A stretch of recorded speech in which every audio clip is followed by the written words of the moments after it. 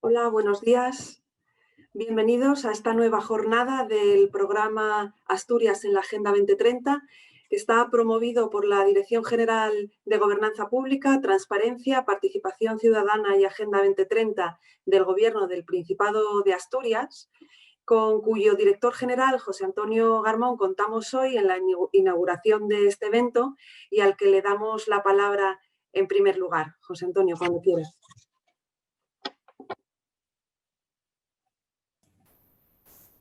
Hola, buenos días. Buenos días. Bueno, en primer lugar, dar la bienvenida a todos los asistentes y a los ponentes y bueno, y agradecer el trabajo realizado desde el Club de Calidad para montar estos talleres y jornadas que están teniendo mucho éxito, de lo que me alegro profundamente. Al margen de eso, creo que es muy importante que hablemos de los ODS y de la COVID-19, es decir, precisamente la temática de esta jornada. La Agenda 2030 ya en 2015 era un gran desafío para la humanidad, es decir, plantearnos un planeta más sostenible y una sociedad más justa, que era al final lo que se planteaba desde la Agenda, ya era un gran reto, sin tener por medio, pues eso, una crisis sanitaria y económica como la que estamos viviendo. Pero eso no puede ser un motivo precisamente para dejarla de lado. Si algo nos está demostrando esta pandemia, que todos sufrimos de una manera más o menos directa, es que el tipo de sociedad a que estamos acostumbrados tiene que cambiar, ¿no? Tenemos que ir hacia otra nueva visión de sociedad, de mundo, de relación entre nosotros y con la naturaleza. Durante los difíciles momentos que nos ha tocado vivir, hemos podido asistir pues, a esa gran brecha, o grandes brechas, prefiero decir, sociales que tiene nuestra sociedad, ¿no? Nuestra sociedad tanto asturiana como española. Hubo mucha diferencia para aquellas familias cuando, por ejemplo, llegó el confinamiento, entre aquellas que tenían, pues eso, unas viviendas en zonas urbanas, en pocos metros, o aquellas que tenían, digamos, mayor amplitud en sus viviendas, aquellos que tenían incluso, pues eso, una casa con jardín alrededor. Hubo mucha diferencia para los adultos y sobre todo para los niños, ¿no? Niños y niñas que se encontraron, pues eso, de repente confinados en sus hogares, que no podían salir, que no podían ver a sus amigos, que su capacidad, digamos, de relacionarse se restringió muchísimo. Todo ese tipo de cuestiones nos han demostrado que al final tenemos importantes saltos, ¿no? Importantes diferencias dentro de nuestra sociedad. Y no solamente medioambientales, es decir, hay una brecha digital, hay una brecha a la hora de una brecha salarial entre hombres y mujeres, hay una brecha, ya digo, también en cuestiones de vivienda, pero hay una brecha en educación, en acceso a la sanidad, depende mucho de dónde vivas o en qué familia hayas nacido y cuál sea su nivel de ingresos, las posibilidades que tienes. Y las posibilidades, sobre todo para los más pequeños, son algo que afecte su presente y sobre todo a su futuro. Por eso la reflexión que hicieron Naciones Unidas con la Agenda 2030, con los 17 ODS, tenemos que seguir esforzándonos en trasladarla a esa creación de un mundo mejor en el que todos tengamos la posibilidad de desarrollarnos, ¿no? De tener vidas plenas y vidas dignas. Y eso no puede ser algo que debamos abandonar por la pandemia, sino que debe ser un acicate más para seguir apostando por ello. Y sin nada más que decir, agradecer otra vez al Club de Calidad y bueno, pasarle de nuevo la palabra a Gemma para que pueda presentar a los ponentes. Muchas gracias a todos y espero que os paséis bien en este taller y aprendáis mucho. Muchas gracias, José Antonio. Desde el Club de Calidad tenemos el honor de coordinar técnicamente este programa, pero queremos también agradecer a todas las entidades que se han sumado a colaborar en el mismo, tanto a nivel nacional como Forética, la Red Española del Pacto Mundial, DIRSE, la Asociación Nacional de Directivos de Responsabilidad Social, como a nivel regional, con FADE, las 3 cámaras de comercio de Asturias, Oviedo, Gijón y Avilés, la Universidad de Oviedo, UGT, Comisiones Obreras, la Federación Asturiana de Concejos y la Mesa del Tercer Sector. Os recordamos que el programa está compuesto por una serie de actividades y están pendientes de ejecutarse. Tendrán lugar próximamente las 3 que os señalo en la pantalla. El 5 de noviembre celebraremos el último taller sobre la Agenda 2030 en Asturias. En estos talleres presentamos el contexto general de la Agenda 2030 y de los Objetivos de Desarrollo Sostenible y contamos con casos prácticos de empresas, tanto públicas como organizaciones públicas como privadas, que ya están implantando la Agenda 2030 en sus organizaciones y nos cuentan cómo lo hacen. En este caso contaremos con la empresa La Cera y con el Ayuntamiento de Langreo. El 13 de noviembre celebraremos un evento de networking en el que pretendemos que todas las entidades implicadas o llamadas a contribuir a la Agenda 2030 reflexionen sobre cuál puede ser su papel en alcanzar de la manera mayoritariamente posible los objetivos de desarrollo sostenible en nuestra región. Y bueno, tanto administraciones públicas como partidos políticos, como el sector empresarial, como los sindicatos, como la comunidad educativa, la Universidad de Oviedo, queremos reunir a todas esas agentes comprometidos para que reflexionen sobre su papel en este asunto. Y finalmente, el 27 de noviembre celebraremos la jornada final en la que contaremos con representantes del Gobierno a nivel nacional, del Gobierno de Asturias y entidades de referencia como Forética, la Red Española del Pacto Mundial, que nos ayudarán a pasar de la teoría a la acción para que esto llegue a ser una realidad y alcancemos los objetivos de desarrollo sostenible en el año 2030 en la mayor medida posible. Sin más, pasamos a repasar la agenda de la jornada de hoy, en la que contaremos en primer lugar con Tania Fernández, Project Manager de Forética, que nos hará un repaso sobre esta reflexión de cómo ha afectado esta pandemia a la gestión de la sostenibilidad en las organizaciones. Y luego contaremos con experiencias prácticas como la de Paradores, con Adeda Areilza, que es la directora de Desarrollo Corporativo de Paradores, y con Elio Estevez, que es el director de Sostenibilidad y Comunicación Científica para España y Portugal de Procter & Gamble, que nos contarán cómo lo han afrontado ellos.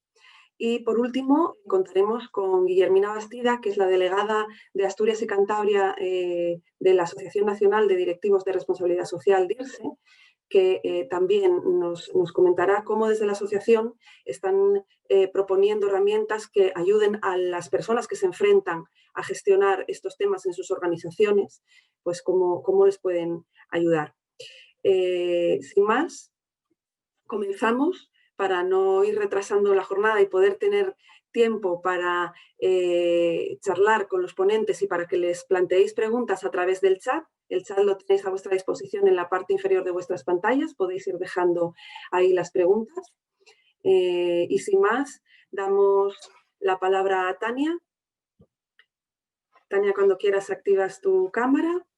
Hola, buenos días a todos. Y muchas gracias. Voy a compartir pantalla para que puedas comenzar tu presentación. Vale, gracias. A ver.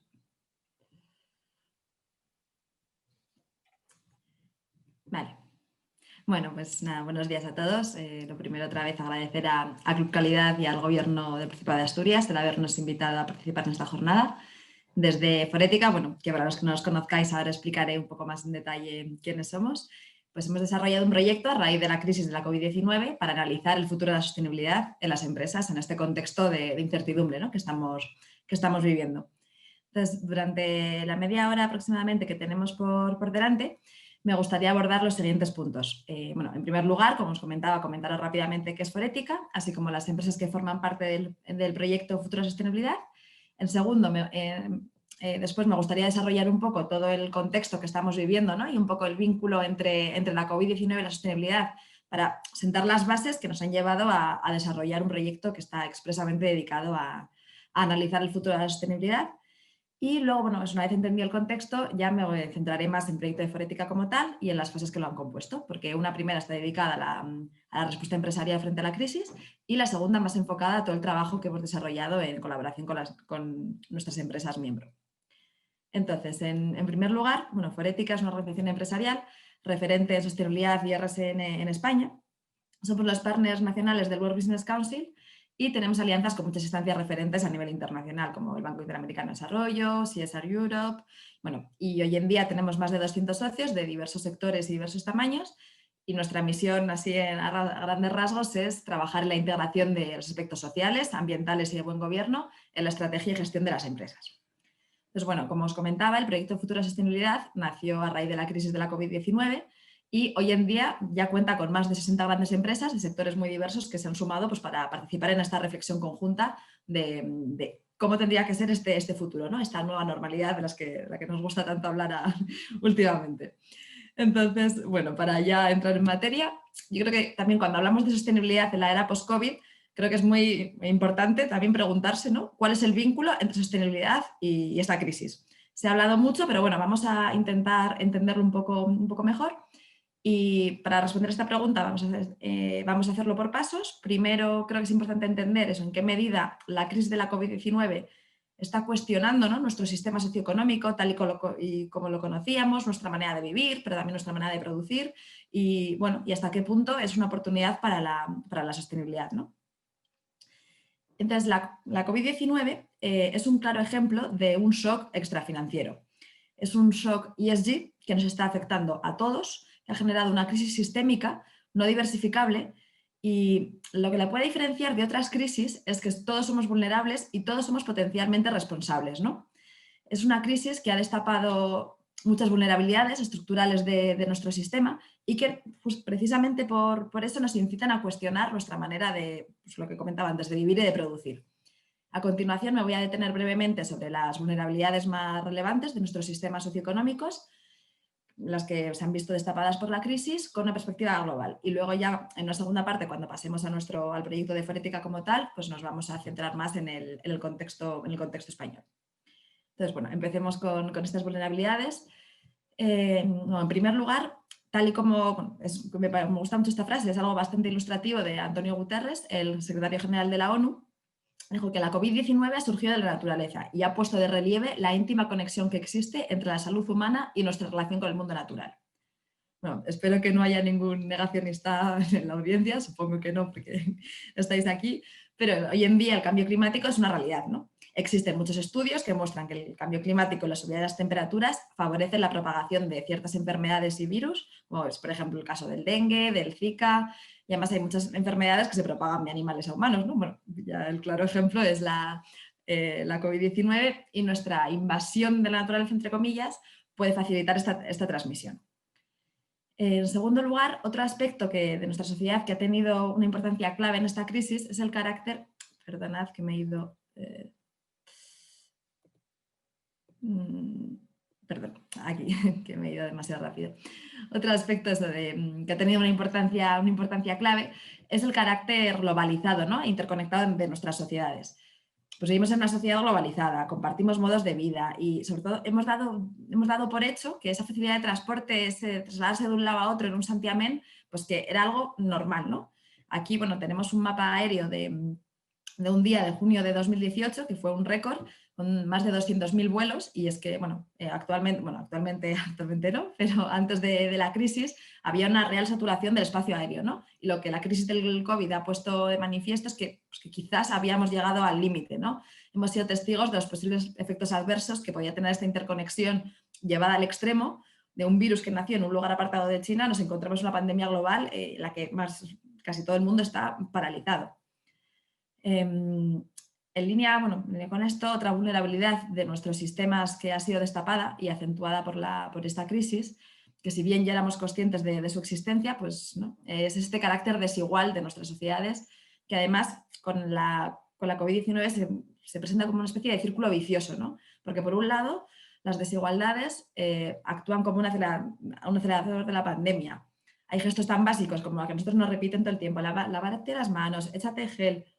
Sí, perfecto, pero es un lujo para ciertas comunidades que viven, pues no sé, en algunas favelas o en barrios muy, muy apartados, quizás más en países emergentes, países pobres, pero son gestos tan básicos de prevención contra la transmisión que son un lujo.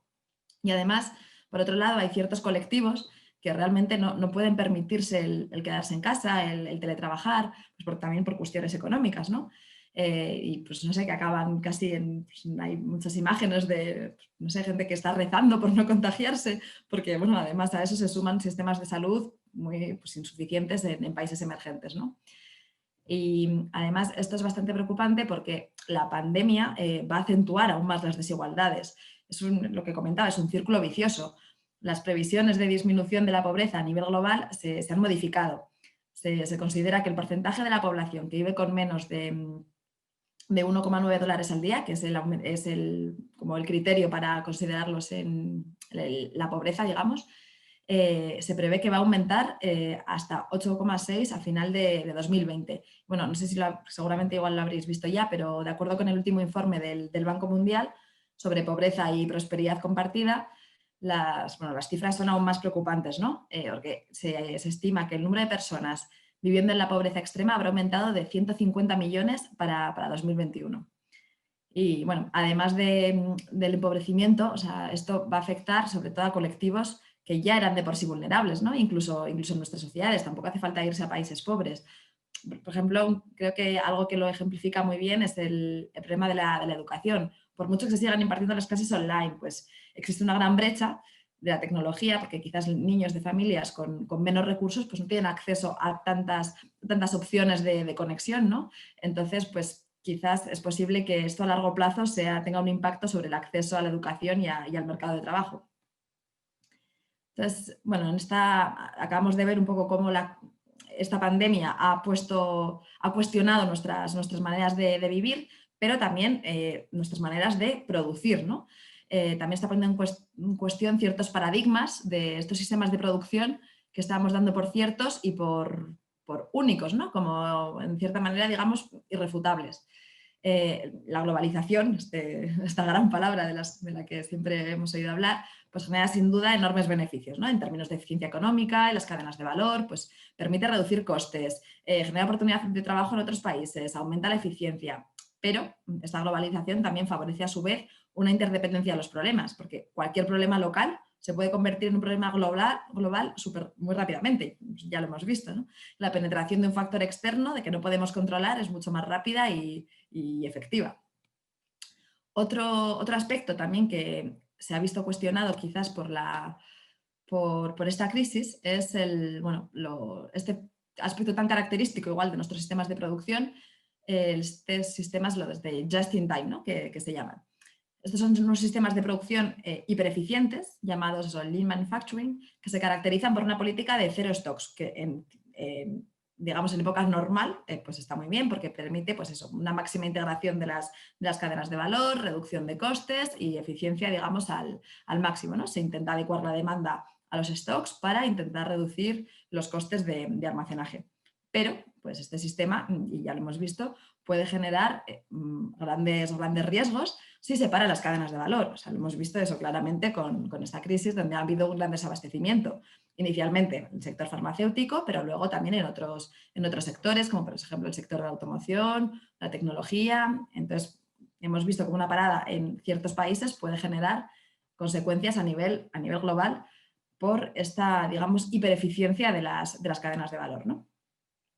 Entonces, bueno, otro punto, eso, que también estamos cuestionando hoy en día nuestra manera, bueno, aquí quizás podría ser de vivir y de producir, son nuestros entornos de trabajo, ¿no?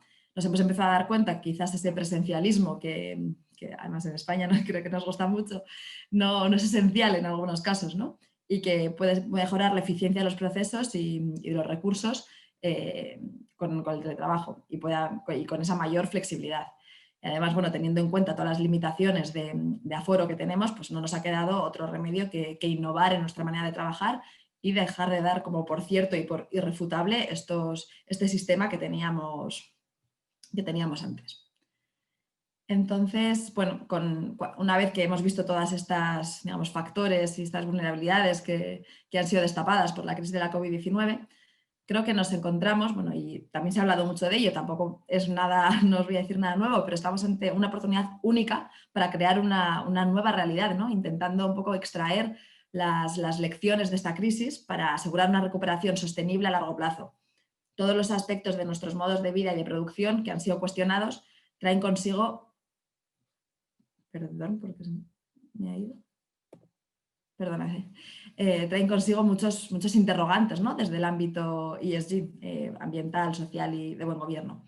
Bueno, aquí os he dejado un pequeño resumen que aparecen muchos de los aspectos que acabamos de mencionar. Pues en el ámbito ambiental, obviamente, aparece el cambio climático, pero bueno, también el reto de los entornos urbanos saludables, hoy más que nunca. Bueno, quizás también es el ámbito social en el que ha habido un cambio más relevante, porque realmente durante la pandemia creo que ha sido un momento único para lo social, ¿no? Lo humano realmente estaba en el centro, o sea, la salud y el bienestar de las personas era lo principal, el centro. Y entonces, bueno, esto también ha generado mucho cierto cambio de perspectiva y de interrogantes. Bueno, y finalmente en el ámbito de la gobernanza, también creo que la gestión de riesgos ESG se ha convertido aún más en un aspecto clave de la resiliencia empresarial, ¿no? Entonces ahora sí ya paso a la otra fase que me he adelantado antes.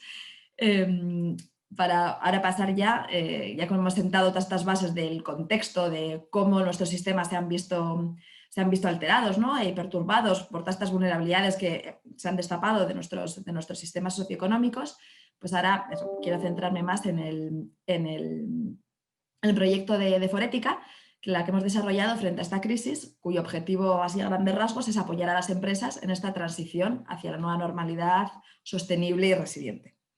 Entonces, en primer lugar, como respuesta a la crisis, muchas empresas respondieron, bueno, muchos de vosotros seguro que también vuestras empresas también lo hicieron, respondieron pues muy ágil y rápidamente, ¿no? Para intentar adaptarse a las circunstancias y apoyar esta respuesta conjunta.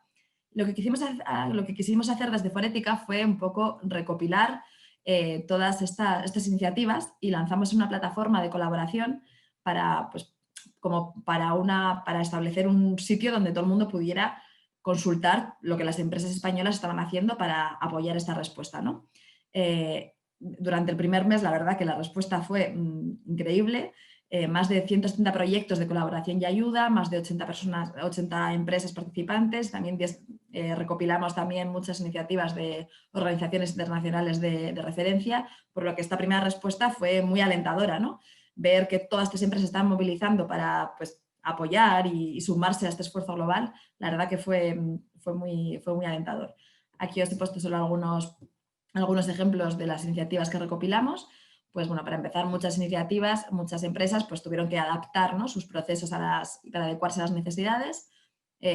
Esto no es ni más ni menos exhaustivo, ha sido una selección bastante arbitraria, pero bueno, para que tuvieseis poder daros un abanico de las iniciativas que se habían desarrollado. Eso, pues, por ejemplo, DHL pues, desarrolló una serie de medidas para asegurar que la cadena de suministro siguiera completamente operativa, en especial la relacionada a los medicamentos y productos alimenticios o de consumo. Por ejemplo, también el Corte Inglés reforzó su servicio de compras sin bajarse del coche y dio a las personas mayores una prioridad en sus compras. O bueno, también podemos citar a Renfe, que facilitó los cambios y devoluciones de los billetes vendidos a las personas que habían tenido que anularlos pues, por las nuevas restricciones de la COVID, claro. En otro aspecto, en otro área, digamos, de actuación, pues otras empresas implementaron medidas para apoyar a los usuarios y a sus clientes. Por ejemplo, pues DAM repuso más de 3,5 millones de litros de cerveza a sus clientes de hostelería cuando abrieron al público. O bueno, muchas entidades financieras también que implementaron medidas para aliviar la carga financiera de sus clientes, ¿no? Aquí, bueno, he puesto algunos de nuestros socios, son Bankia, CaixaBank, Bankinter. Y bueno, luego por último también pudimos ver que muchas empresas lanzaron iniciativas para apoyar con donaciones de bienes y también donaciones económicas, ¿no? Pues, por ejemplo, con empresas del sector de la alimentación como Nestlé, Cereal Tosiro, Pascual o bueno, también Johnson & Johnson en otra área que donó productos de higiene personal para ayudar ante la crisis, ¿no? Entonces, bueno, esta fue esta primera respuesta ágil, quizás sin mucha estrategia, ¿no? Fue una respuesta, estamos ante esta crisis, algo disruptivo, este shock al que no estábamos preparados y cómo las empresas respondieron rápidamente, ¿no? Pero tras esa primera respuesta ágil, pues nos dimos cuenta de que era el momento, ¿no? Para avanzar hacia la construcción de un futuro posterior a la COVID-19 pues mejor, ¿no? Con esta perspectiva es un poco idealista, pero que realmente es el momento para la sostenibilidad y el objetivo con este proyecto era un poco analizar cuáles eran los posibles escenarios tras la crisis y sobre todo eso, las oportunidades para construir esta nueva normalidad sostenible y con una mayor resiliencia empresarial. Entonces, bueno, desde Forética hemos estructurado este proyecto en torno, bueno, esta segunda fase del proyecto, en torno a 2 grandes ejes de acción, ¿no?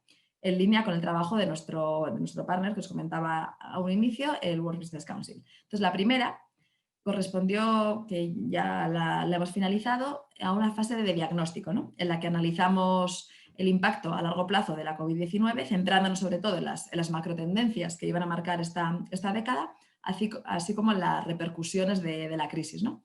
Y bueno, todas las vulnerabilidades que os he comentado antes, algunas de ellas que han sido destapadas.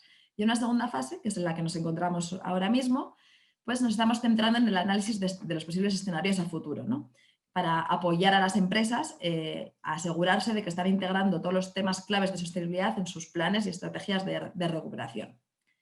Bueno, como resultado de la primera fase de diagnóstico, como os comentaba, la finalizamos antes de verano, bueno, en julio más o menos, pues elaboramos 2 informes, ¿no? El primero fue sobre las macrotendencias y disrupciones que van a marcar la década de los años 20.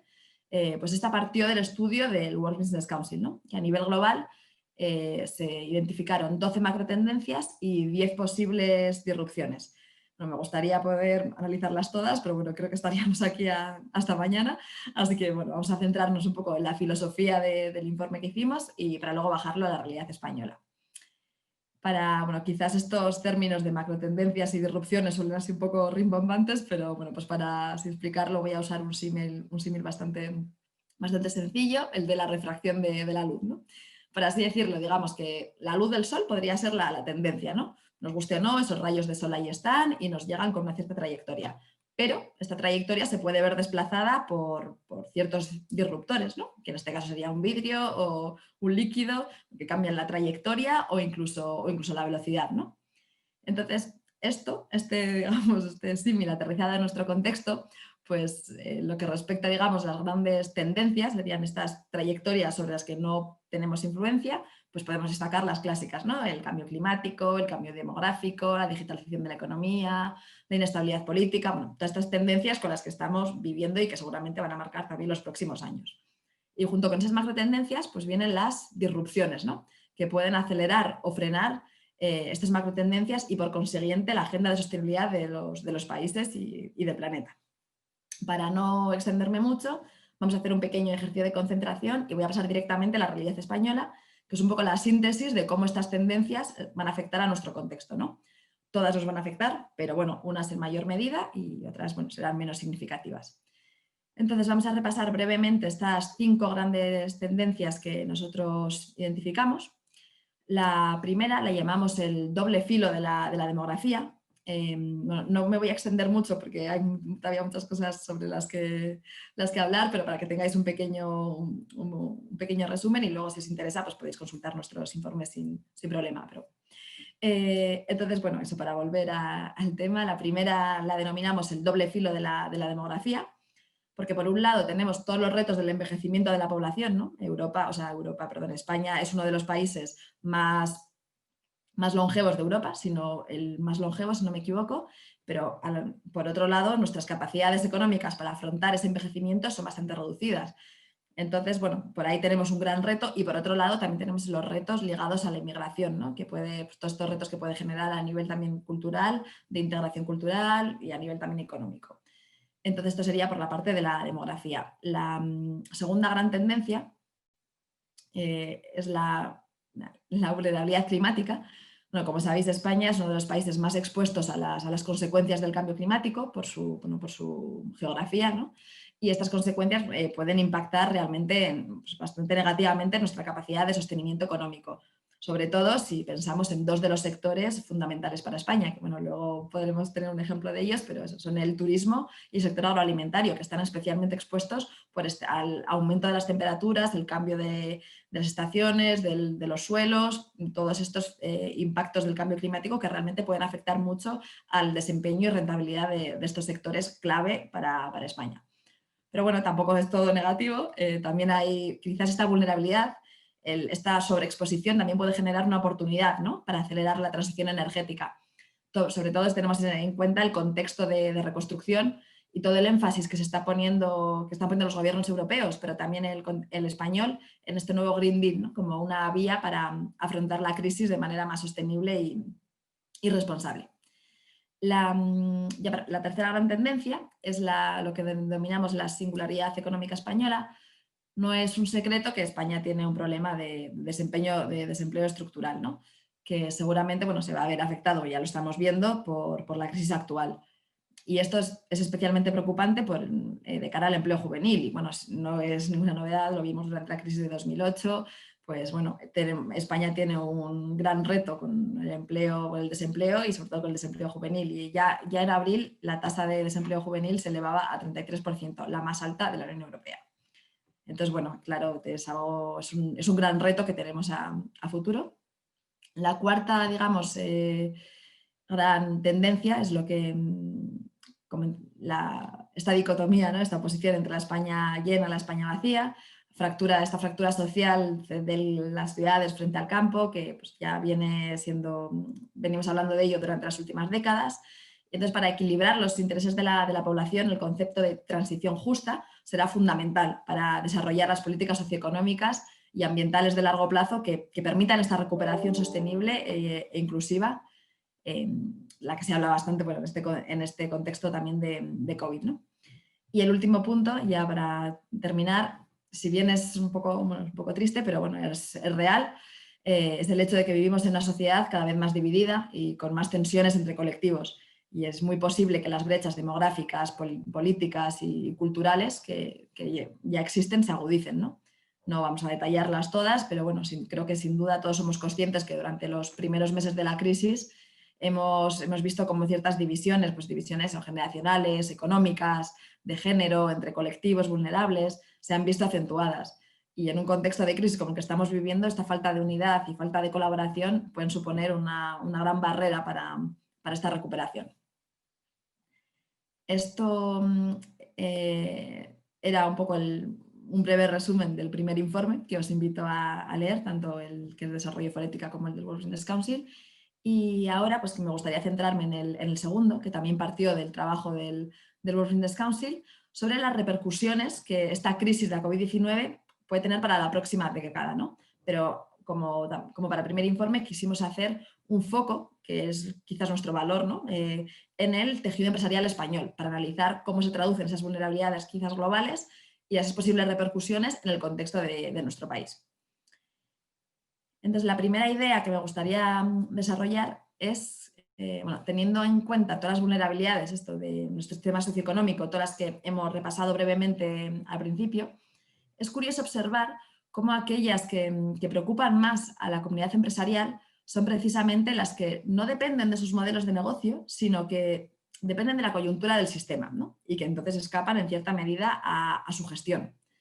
La capacidad del sistema sanitario, la desigualdad económica y la falta de coordinación de la respuesta de las distintas administraciones públicas en España fueron los tres factores de nuestro sistema socioeconómico que las empresas participantes en Futura Sostenibilidad destacaron como agravantes de los efectos de la crisis.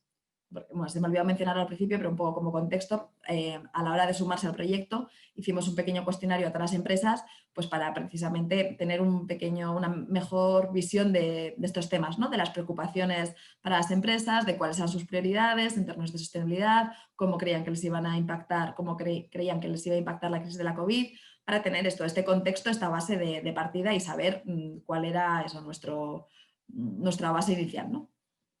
Pues bueno, ya para volver al informe, lo que fue interesante es comparar un poco pues, la percepción de las empresas frente a lo que respecta a la exposición a estas vulnerabilidades externas, ¿no?, de los sistemas socioeconómicos frente a las propias, porque cuando nos centramos en las vulnerabilidades ligadas a los propios modelos de negocio, observamos una menor percepción de riesgo por parte de las empresas. Este gráfico que os enseño aquí nos muestra el grado de exposición ante estas vulnerabilidades desde el punto de vista empresarial, ¿no? Y vemos que la máxima valoración otorgada a estos factores de riesgo es de un 54%, que es lo que respecta al acceso al mercado, es decir, la comercialización y la venta de productos o servicios. y que de hecho bueno, también está muy ligada a la coyuntura actual. Entonces, la conclusión que podemos sacar aquí es que si hay una gran prevalencia de las vulnerabilidades del sistema socioeconómico en comparación con los propios modelos de negocio, ¿no? Entonces, ahora para enfocarnos más en la comunidad empresarial como tal, es muy interesante ver cómo las prioridades en términos de sostenibilidad han cambiado en unos meses, ¿no?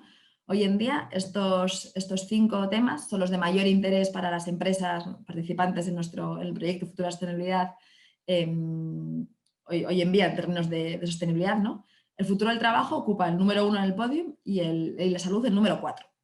A priori no nos tendría que sorprender, ¿no? Pero es muy curioso compararlo con una pequeña encuesta que hicimos a principios de año, porque estos 2 temas ni siquiera aparecían en el top 10 de los temas de mayor interés, ¿no? Entonces, bueno, vemos como la crisis de la COVID-19 ha tenido un gran impacto en la percepción de ciertos temas desde un punto de vista estratégico.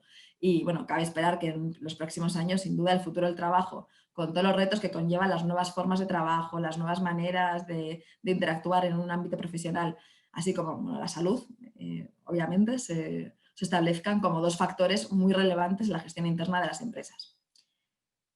Ya para terminar con este informe, me gustaría pues, terminar con la perspectiva pues, digamos, bastante alentadora, ¿no? Para la futura sostenibilidad. Como comentábamos al principio, la respuesta inmediata de las empresas fue muy ágil y fue admirable, ¿no? Tanto por la movilización de recursos en todos los sentidos, como pues, por su agilidad, su flexibilidad, pero eso no puede acabar ahí y muchas empresas ya son conscientes del papel clave que tienen que desempeñar a la hora de reconstruir, bueno, de construir más bien esta nueva normalidad. Entonces también quisimos hacer una pequeña encuesta y los resultados fueron muy alentadores en este sentido, porque 85% de las empresas encuestadas decían que estaban planteando cambiar su estrategia general como resultado, como consecuencia de la crisis de la COVID-19, ¿no? Y más del 80% se planteaban modificar su estrategia de sostenibilidad. Entonces, bueno, son unos porcentajes bastante alentadores que dejan entrever una oportunidad clave para reinicializar, digamos, nuestros sistemas socioeconómicos y crear esta nueva normalidad. Creo que no sé cuántas veces habré repetido la nueva normalidad en esta presentación, pero eso, pues para esta idea de nuevo comienzo, ¿no? Con este foco en la sostenibilidad. Entonces, ya para acabar de presentar todo el trabajo que estamos realizando, voy a terminar eso explicando brevemente pues, la fase en la que nos encontramos hoy en día, que corresponde precisamente a esta ambición de repensar nuestros sistemas, ¿no? Y para mejorar la resiliencia. Entonces, como comentaba al principio, el objetivo aquí es desarrollar con los socios que participan en nuestro proyecto pues, las herramientas y las soluciones basadas en sus experiencias para asegurar que los planes de recuperación empresarial están integrando los aspectos clave en términos de sostenibilidad, ¿no? Por el momento nos encontramos en una primera fase, en esta fase de análisis de escenarios post-COVID, que bueno, voy a desarrollar ahora brevemente, y en una segunda fase trabajaremos un poco sobre la gestión de riesgos a futuro con los consejos de administración, pero bueno, esto será para más adelante, quizás en 2021. Aquí me gustaría presentaros de nuevo una herramienta que ha desarrollado el World Business Council precisamente para favorecer esta recuperación y nueva normalidad inclusiva y sostenible. Esta herramienta nos da una perspectiva un poco más clara de los diferentes escenarios de recuperación posibles en función de su gravedad y de la intensidad de la crisis, ¿no? Y de cómo nos podría afectar a la recuperación. La idea que se plantea es que las empresas diseñen varias estrategias de recuperación en base a esos escenarios para tener la capacidad de adaptarse a los cambios y a los diferentes contextos. Y además de este análisis de escenarios, lo que propone la herramienta es lo que le llaman una checklist de recuperación, es decir, una metodología para que las empresas puedan asegurarse que la reapertura y la vuelta a normalidad pues, tiene en cuenta estos factores de sostenibilidad, ¿no? No es una Biblia ni mucho menos, es simplemente una propuesta de acciones, un listado de acciones que son compatibles con cualquier estrategia de recuperación y con cualquier sector, que pueden servir como de guía para verificar que estas estrategias están integrando al menos parte de estos temas clave, ¿no? Entonces, bueno, resumiendo, una serie de acciones que pueden inspirar a las empresas y dirigirlas hacia esta nueva normalidad sostenible. No me voy a meter en detalle en todas las acciones porque, bueno, es que hay mucho que decir de este tema, pero bueno, yo espero que todo os dé al menos os inculque interés y por seguir leyendo sobre todos estos temas, pero eso, me gustaría hacer simplemente un pequeño barrido de todos de esta herramienta. Entonces, a grandes rasgos, las acciones se dividen en 4 niveles en función de la fase de recuperación en la que se encuentra la empresa y a su vez se dividen por áreas de acción. Es decir, si están ligadas a recursos humanos, si están ligadas al producto y a su comercialización, si están ligadas a las operaciones. Bueno, la primera sería la fase básica, digamos, la reapertura de forma responsable del negocio. La segunda se centra más en la resiliencia y en la relación con los grupos de interés. La tercera es quizás la más diferencial porque presenta la sostenibilidad como una palanca para mejorar la ventaja competitiva. Y la cuarta es finalmente la medición de valor, ¿no? La captura del impacto que se está teniendo. Entonces, así muy brevemente, la primera, como os decía, corresponde al nivel básico, que estoy segura que la mayoría de las empresas ya están haciendo. O sea, es abrir el negocio de manera responsable, adaptándose a las nuevas circunstancias y siempre con esta preocupación de bienestar y salud de los empleados, ¿no? Hasta creo que podríamos decir que ya es historia, ¿no? Era la fase 0 de la reapertura. La fase 2 se centra sobre todo en la resiliencia, ¿no? Que hemos comentado, pues a través de la relación con los grupos de interés, pero también del potencial de las fortalezas del negocio. Sin embargo, bueno, esto es también continuar un poco con lo que ya se venía haciendo, pues por ejemplo, trata temas como la inclusión, la diversidad, la integración de criterios ESG en la gestión de riesgos. O sea, lo que sugieren aquí más bien es una innovación un poco incremental de algo que ya se viene haciendo. Pero sin embargo sí que hay un aspecto bastante innovador y diferencial, que es el tema de resiliencia de la cadena de suministro, ya que, bueno, como hemos comentado antes al principio de la intervención, esta crisis ha vuelto con todos los problemas de suministro que hemos vivido, ha vuelto a abrir el debate sobre las cadenas de valor, ¿no? Un poco sobre esta oposición entre la eficiencia que comentábamos con los procesos de Lean Manufacturing, Zero Stocks y la resiliencia de la cadena de suministro. Entonces, el hecho de ser capaz de analizar las vulnerabilidades y los riesgos de la cadena de valor será un aspecto clave de la recuperación, ¿no? Con esta óptica y este objetivo de generar una mayor resiliencia en todos los puntos de la cadena y que no nos vuelva a pasar lo que nos ha pasado con esta primera crisis.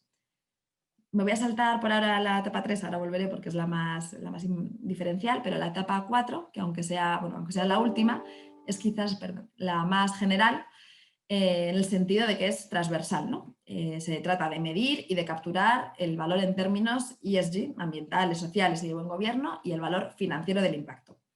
También es algo sobre lo que se viene hablando desde hace tiempo. Se trata un poco de vincular el propósito, la imagen de marca de la compañía al impacto económico. Y entonces, como en la etapa 2, es un poco una innovación incremental de algo que se viene haciendo, ¿no? Es construir esta reputación, implicar a los grupos de interés, comunicar el impacto, etc. Lo que sí que se puede utilizar aquí, que sería quizás la novedad con la crisis de la COVID, es, digamos, aprovechar, entre comillas, todo lo que una empresa ha estado haciendo para responder a la crisis, para apoyar a los colectivos vulnerables y, bueno, comunicarlo también porque no como algo de greenwashing, ni mucho menos, sino por comunicar a los grupos de interés su implicación, su preocupación y sus acciones para esta respuesta a la crisis, ¿no? Y bueno, ahora ya sí voy a entrar en la parte más diferencial, que se trata de considerar la sostenibilidad como la palanca clave, la oportunidad para afianzar la ventaja competitiva. Pues en primer lugar, en lo que respecta a los recursos humanos, no se trata únicamente de, pues como en la fase 0, ¿no? De garantizar la salud, la seguridad en este contexto de COVID, eso está muy bien, pero ya está hecho. O integrar aspectos como la diversidad y la igualdad, que si bien todavía nos falta un gran camino por recorrer, es algo de lo que ya se viene hablando. Aquí se trata de ir un paso más allá, ¿no? El objetivo es más amplio. Se trata de innovar en las nuevas formas de trabajo, también partiendo y aprovechando esta oportunidad de las nuevas prácticas que se han institucionalizado con la COVID-19, el teletrabajo, la flexibilidad horaria, una mayor confianza hacia los empleados, ¿no? Con el fin de garantizar, pues por un lado, el bienestar de todos los empleados, pero también con una perspectiva de reducción del impacto ambiental, ¿no? Porque si evitamos todos estos viajes de negocio que quizás para reuniones que se puede hacer de manera presencial o el commute de todos los días de los empleados a los lugares de trabajo, pues también todo esto tiene un objetivo de reducción de emisiones y reducción del impacto ambiental. También otra parte de recursos humanos es todo lo que respecta a la capacitación y el desarrollo, ¿no? Se trata de ofrecer mayores oportunidades de formación y de desarrollo profesional, de crecimiento profesional de los empleados para asegurarse de que están preparados para estas nuevas formas de trabajo, ¿no? Y paliar las posibles carencias, sobre todo con este boom, digamos, de la digitalización y la tecnología, para el que quizás muchos empleados o muchas personas no están preparadas todavía. Luego tenemos todas las acciones que están vinculadas a los productos y servicios y a la comercialización, que bueno, igual son las más intuitivas, al menos en su vertiente de la sostenibilidad, es decir, pues eso, incrementar la sostenibilidad de los productos en su distribución, etcétera. Pero también la idea es aprovechar todos los impulsos derivados de la crisis de la COVID-19, sobre todo en términos de digitalización, ¿no? El hecho de bueno, pues eso, pues poder reducir la huella ambiental en la parte de la distribución o en la parte del diseño. Algo que realmente es bastante interesante y diferencial es el cambio de perspectiva en las fusiones de adquisiciones. Aunque todavía bueno, es un cambio total y drástico y seguramente será de manera progresiva, lo que sí es llamativo es el hecho de que bueno, tradicionalmente todas las operaciones financieras de las grandes compañías se han hecho casi únicamente con el objetivo de crecimiento dentro de los mercados tradicionales, ¿no? Y aquí lo que se sugiere es que se incorpore la sostenibilidad como uno de los criterios clave a la hora de fijar objetivos de fusiones de adquisiciones, ¿no? De este tipo de operaciones. Es decir, explorar nuevas formas de invertir, pues, por ejemplo, en startups, en empresas complementarias, pues con el objetivo, la ambición de crear un portfolio más sostenible. El siguiente punto, bueno, toca un tema muy de moda hoy en día, la circularidad en la cadena de suministro, pero bueno, aquí también se trata de aprovechar los cambios de mentalidad y las disrupciones de la cadena de suministro que bueno, ya hemos comentado a lo largo de la mañana para replantearse la estructura de la cadena de valor y rediseñarla, ¿no? Bueno, si fuera necesario, para hacerla más circular, más sostenible, siempre con esta óptica de reconstruir mejor. Y ya finalmente los dos últimos pasos atañen a los aspectos de colaboración. Bueno, por un lado, la idea de ir más allá, ¿no? De las colaboraciones típicas y no cerrarse a otro tipo de colaboraciones, otro tipo de alianzas, como pues, podrían ser alianzas con competidores de la industria, bueno, con ONGs, pues buscar nuevas oportunidades y también aprovechando este contexto, ¿no? Porque muchas alianzas han sido creadas para dar respuesta a la COVID-19, pero no tienen por qué acabarse ahora, o sea, se pueden aprovechar y potenciar aún más. Y, bueno, y por otro lado, quizás también algo bastante que puede ser una gran oportunidad a futuro, es el hecho de la influencia política, ¿no? Por parte de las empresas. Creo que hoy en día las empresas tienen esa gran oportunidad de hacerse con el papel de agitador, entre comillas, de liderar la influencia del sector privado sobre las políticas públicas, aprovechar este contexto de, bueno, ¿cómo reconstruimos? ¿Cómo cambiamos las cosas para ser más resilientes, ser más fuertes? También aprovechar los fondos de financiación o el estímulo económico del gobierno para asegurar esta recuperación verde inclusiva que integre los criterios de sostenibilidad. Y bueno, ahora sí ya voy a terminar mi intervención, ya nos molesto más, pero bueno, eso, me gustaría simplemente sintetizar todo lo que hemos comentado para concluir, bueno, recordando el gran desafío ante el que nos encontramos, la crisis de la COVID-19, pues, con todas las consecuencias descomunales que ha generado, todas las vulnerabilidades que hemos visto y todas las consecuencias que ha tenido a todos los niveles de la sociedad, pues también ha regenerado muchos retos complejos e incluso controvertidos, pero bueno, nos encontramos ante una muy buena oportunidad. No tenemos que perder de vista que el denominador común tiene que ser la apuesta por la sostenibilidad, ¿no? Que la sostenibilidad puede ser una herramienta para hacerles frente. Y la ambición de los gobiernos y las empresas debe ser pues, alcanzar un futuro más sostenible, más equilibrado, tanto en lo social como en lo ambiental, apostar por la transformación hacia un desarrollo sostenible y responsable, bueno, eso que nos permita estar mejor preparados frente a futuros subsistémicos que esperemos que no, pero bueno, que podrían ser más graves que el que estamos viviendo hoy en día. Y bueno, con esto terminaría mi intervención. Me gustaría, bueno, ahora que ya tenéis toda la teoría, todos los estudios que se han hecho y los análisis, pues dar un poco la voz a dos de las empresas que forman parte de este proyecto para que cuenten desde su propia perspectiva, desde su experiencia, pues cómo la crisis de la COVID-19 les ha afectado, si es que les ha afectado, porque tampoco tenemos empresas de sectores muy diversos. Primero tenemos a paradores del sector turístico y luego tenemos a Procter & Gamble. Entonces, creo que va a ser muy enriquecedor el poder comparar estas dos experiencias. Y bueno, entonces ahora, sin más dilación, le voy a dar la palabra a Águeda, de Paradores, para que nos comparta su experiencia y su visión. Muchísimas gracias.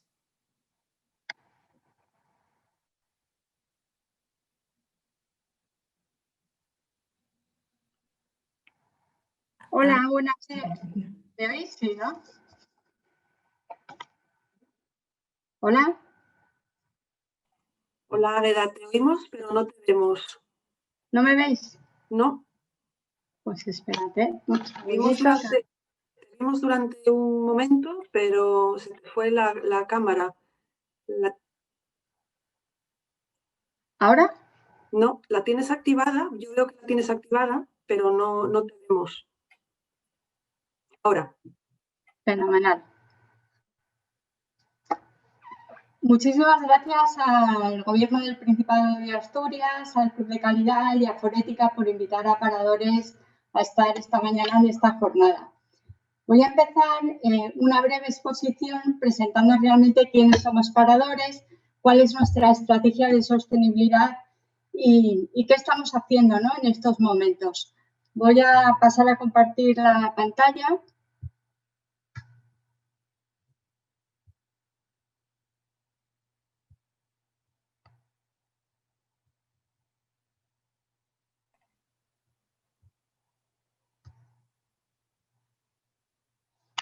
¿Lo veis ahora?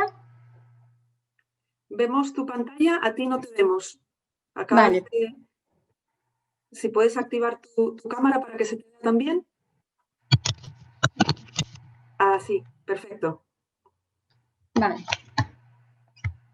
Bueno, como os decía, voy a empezar esta breve exposición presentando quiénes somos. Paradores de Turismo es una empresa pública cuyo accionista único es el Estado español.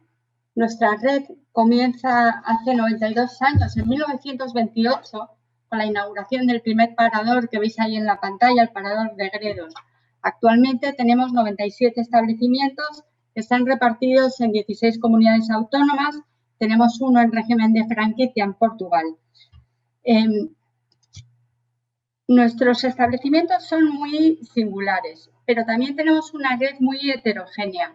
Un 30% están situados en edificios históricos, declarados bienes de interés cultural o están ubicados en recintos monumentales. Y casi el 40% está en espacios cercanos a espacios naturales protegidos. Aquí os comento algunos datos del cierre del 2019 que desde luego, desgraciadamente, no son comparables, lógicamente, con los de este ejercicio. Tenemos más de 6.000 habitaciones disponibles en nuestros paradores. El año pasado se alojaron 1,4 millones de clientes, de los cuales 65% de ellos son nacionales, 35 extranjeros. La restauración tiene un peso muy importante en nuestro negocio, supone casi el 50% de nuestras ventas. Así, el número de cubiertos superaban el año pasado los 2 millones de cubiertos. A final del 19, el número de empleados ha sido en torno a 4.000 personas y nuestras ventas el año pasado superaron los 265 millones de euros. Esta es nuestra misión. En la misión de Paradores asumimos públicamente el compromiso de ser una empresa socialmente responsable y comprometida con el medio ambiente y el entorno donde estamos presentes. Hoy en día, 92 años después, podemos decir que esta misión, encomendada por el Estado español, sigue más vigente que nunca. Nuestros paradores son un elemento fundamental en el desarrollo de las comunidades locales. Sin cambiar esta misión y manteniendo la esencia, Paradores sí que ha tenido que evolucionar y cambiar mucho a lo largo de su historia. Hoy en día, pues como comentaba Tania, estamos viviendo una crisis sin precedentes. No hay un manual escrito que pueda abordar esta crisis tan compleja, con dimensiones sanitarias, sociales, económicas y humanas. El turismo, sin duda, ha sido uno de los sectores de la economía española, y mundial, más golpeados por la pandemia de la COVID-19. Esta situación es muy delicada, pero la verdad es que pienso que adaptarse a las circunstancias está en la naturaleza del propio sector hotelero. Como habéis visto, en nuestra misión, la sostenibilidad en paradores sí que forma parte de nuestro ADN. El desarrollo de un turismo sostenible contribuye además a alcanzar los objetivos de desarrollo sostenible, que comentaba al inicio el director. Son muchas las buenas prácticas que desde el sector turístico se pueden llevar a cabo para alcanzar con éxito algunos de estos ODS, como por ejemplo pues el 8, el 12, el 14 o el 15, ¿no? En el contexto actual, el avance de la sostenibilidad en paradores tiene en estos momentos un reto inmediato, que es la sostenibilidad económica. Y luego también la seguridad. Estamos incorporando medidas operativas necesarias para garantizar la seguridad e higiene de nuestros establecimientos. Aquí os pongo algunos ejemplos de estas medidas en las distintas zonas del hotel. Actualmente estamos en proceso de certificarnos con el sello del turismo seguro del Instituto de Calidad Hotelera Española. Estos realmente son retos de primer orden que hay que encarar ahora, pero no tenemos que olvidar nuestros compromisos con los ODS y con los retos globales que comentaba Tania, como el cambio climático, el desarrollo de las comunidades locales, nuestro avance hacia la economía circular, la reducción de residuos, la compra responsable, etc. Desde Paradores sí que trabajamos para que la sostenibilidad forme parte de la estrategia de la empresa. Contamos con una política de RSC y un plan director de sostenibilidad. Ahora os voy a enumerar rápidamente algunos de los proyectos que estamos llevando a cabo. En lo que se refiere al ámbito ambiental, aquí tenéis algunos proyectos. La protección del medio ambiente, desde luego, es un rasgo relevante de nuestra identidad. Tenemos una política de calidad y medio ambiente y Paradores ha sido una cadena pionera en la certificación ambiental de todos nuestros establecimientos por la ISO 14001. Aquí destacaría el impulso por la energía verde. El 100% de la energía eléctrica que consumimos en Paradores proviene de fuentes renovables. Estamos impulsando ahora un proyecto con mucha ilusión, que es el cálculo de la huella de carbono que emiten todos nuestros paradores con alcance 1 y 2, para poder elaborar un plan para reducir la huella y fijar unos objetivos para conseguir ser neutro en carbono. Y finalmente, un plan para compensar la huella de carbono que no podamos reducir. Respecto a economía circular, destaco que, bueno, en primer lugar, en el año pasado hemos conseguido eliminar el 100% de los plásticos de las habitaciones, los plásticos de un solo uso, y luego llevamos a cabo acciones para evitar el desperdicio alimentario, como la puesta a disposición de los clientes de envases biodegradables y compostables para que puedan llevarse los alimentos sobrantes. También apostamos por la compra local de productos kilómetro cero. Respecto al compromiso con el capital natural, aquí tenemos un proyecto maravilloso que lo hemos llamado Vive la Naturaleza, que estamos desarrollando en estos momentos con la Fundación Global Nature. Posiblemente, cuando uno piensa en Paradores, le viene a la cabeza, pues eso, la vocación de conservar el patrimonio histórico-artístico, que es la vocación más conocida.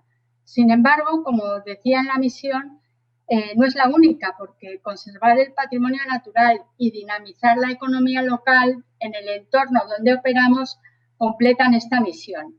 Con este programa de Vive la Naturaleza, la idea es ofrecer al cliente no solo una posibilidad de conocer y disfrutar la naturaleza y el entorno, la cultura, las tradiciones, sino que realmente hagan de esta experiencia una forma de contribuir al patrimonio natural. Hemos empezado esta iniciativa ahí en vuestra tierra, en Asturias, en Cangas de Onís, con el Parador, y nuestra idea es trasladar este proyecto piloto a otros 20 paradores. En la memoria de sostenibilidad que tenemos publicada en la web podéis leer varias iniciativas ligadas a los ODS 14 y 15 que llevamos en paradores como Nerja, Javia y El Saler. En el área de buen gobierno, nuestra primera premisa, os decía, es ser sostenibles económicamente, ¿no? Este año estamos trabajando en un mapa de riesgos para facilitar la identificación, análisis y evaluación de los riesgos y sus impactos en diversos procesos y áreas de la empresa. Este proyecto justo lo empezamos un mes antes de la pandemia y esperamos tener en un par de meses un mapa ya actualizado al contexto actual. Aquí también señalo el estado de información no financiera que llevamos haciendo desde hace 2 años. Yo creo que esto es un hito clave que ha favorecido la penetración de la Agenda 2030 en el sector empresarial español. La ley de finales del 18, la ley 11/2018 de información no financiera y diversidad. Esto se debe a que los ODS son uno de los marcos de reporte que fija esta ley. Nuestra tercera pata de sostenibilidad son los proyectos sociales. En esta etapa lo hemos querido denominar tiempo de alianzas, cogiendo este título prestado a la alianza conjunta que hay entre Forética y la Red Española del Pacto Mundial, porque refuerza la importancia de poner a las personas en el centro de las estrategias, especialmente ante la complejidad de esta crisis, ¿no? Esta crisis que comentaba Tania, desde luego ha acentuado las desigualdades. Hoy más que nunca es necesario el compromiso de las empresas. Nosotros sí que asumimos esto en nuestra misión y esto no consiste simplemente en hacer una memoria, ¿no?, sino en llevar las palabras a los hechos, contribuir responsablemente al desarrollo sostenible de la sociedad. Estos valores hay que hacerlos tangibles. Ya no es tiempo de promesas, sino que hay que demostrarlos. Nuestros paradores cerraron a mediados de marzo y han estado cerrados hasta el 25 de junio. Durante estos meses, nuestro foco ha estado puesto en hacer frente de una manera ágil a estos compromisos que demandaba la sociedad de una manera inmediata, ¿no? Aquí os voy a poner algunos ejemplos de acciones que hemos hecho. En abril procedimos a la donación de todos nuestros amenities de nuestra línea anterior, 300.000, que fueron para IFEMA. Aquí contamos con la colaboración de la Fundación Seur, que nos ayudó a distribuirlos. También pusimos a disposición de las autoridades sanitarias más de 138.000 guantes, mascarillas y otro material que había por los paradores. Y cada parador se encargó de hacerlo llegar a su hospital o centro de salud más cercano. Hemos procedido también a la donación de unas 11 toneladas de alimentos desde marzo hasta mayo y nuestros destinatarios principales han sido Cruz Roja, Cáritas y distintas entidades benéficas. Ha habido 2 paradores que han colaborado además con el plan de Cruz Roja Responde, cocinando menús solidarios. Durante 2 meses los paradores de Cádiz y Carmona han cocinado cerca de 4.000 menús y aquí quiero destacar la colaboración de otra empresa pública como es Mercasa, que semanalmente nos ha ido aportando género para cocinarlo, ¿no? Yo creo que, volviendo un poco a lo que comentaba Tania, sí que es importante enmarcar estas acciones en una estrategia global de sostenibilidad. Esta crisis ha afectado a muchísimos negocios y yo creo que en el corto plazo sí que puede tensionar la visión de la sostenibilidad, que es a largo plazo. Cuando uno está pensando en sobrevivir, es difícil integrar esta visión del largo plazo. Hay que ver cómo el salir como se pueda, lo hacemos en la dirección más adecuada para incorporar la sostenibilidad. Desde luego, el impacto de la COVID-19 en esa visión SG, ¿no?, ambiental, social y de buen gobierno, marca un punto de inflexión en las empresas, creando un contexto de incertidumbre sin precedentes. Yo creo que la pandemia, esta semana pasada me conecté a una reunión del clúster de impacto ambiental de Forética y escuchaba que una de las grandes fortalezas de la Agenda 2030 y de los 17 ODS es la interrelación de todos los retos que lo conforman, que permite ver el desarrollo sostenible como un todo, no como aspectos aislados, ¿no? Y yo creo que la pandemia debe evidenciar más que nunca esta interrelación sistémica de los ODS, como si fuera un castillo de naipes en perfecto equilibrio. Y las empresas claramente hemos visto la inestabilidad de este castillo de naipes, ¿no? Yo creo que aquellas empresas que no tenían incluidos los ODS desde un punto de vista de un enfoque sistémico a la hora de comprometerse con la Agenda 2030, han visto como quitando una sola de las cartas, el ODS 3, la salud, de repente el castillo se cae, ¿no? Esta realidad es un revés muy, muy significativo que puede dar lugar a retrocesos históricos. Y yo creo que ahora, más que nunca, es el momento de tener puesto el foco en la carrera de fondo, ¿no? Que es la consecución de los ODS. Yo creo que no hay negocio fuera de la sostenibilidad y lo va a haber, ¿no? Y bueno, pues nada, esta es mi exposición. Os dejo mi contacto y estoy a vuestra disposición para cualquier pregunta que queráis.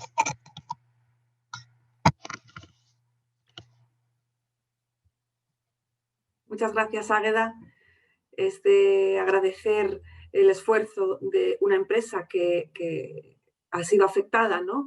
Del sector turístico por esta pandemia. Es de agradecer pues, que no hayáis perdido de vista la gestión de la sostenibilidad y la contribución a mejorar las consecuencias de esta pandemia para todos.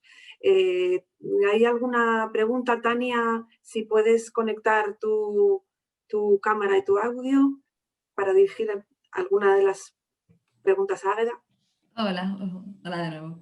Pues nada, Águeda, muchísimas gracias. La verdad que siempre es muy valioso tener una experiencia de primera mano, eso, y de un sector pues quizás tan afectado, igual a primera vista como pues el turismo. Entonces, bueno, que sabes que no lo aprendemos de vosotros en fonética. Seguro.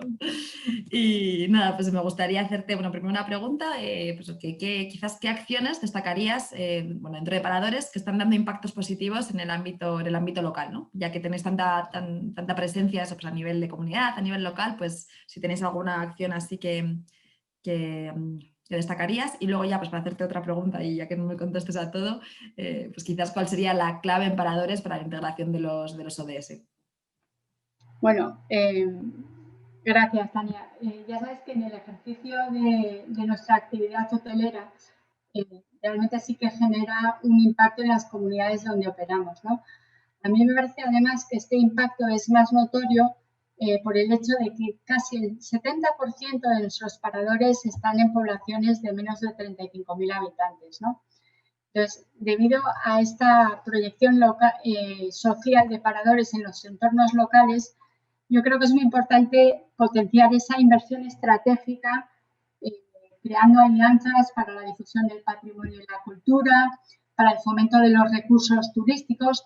Trabajamos también para desestacionalizar los destinos y, desde luego, para potenciar esa gastronomía local, ¿no? Y eventualmente, por supuesto, colaborar con colectivos menos desfavorecidos. Yo creo que además en Asturias tenéis unos ejemplos muy claros con los paradores de Gijón o con el parador de Cangas de Narcea, que ha sido de los últimos, o el parador de Cangas de Onís, en el que realmente sí que se trabaja muy bien con el entorno, ¿no? Respecto a tu siguiente pregunta, un poco de qué hacemos, ¿no?, para integrar los ODS, pues por supuesto seguimos con la L en la espalda, aprendiendo de vosotros. Y yo creo que las empresas son grandes altavoces de los ODS, ¿no? Y tenemos la obligación de aprovechar este papel.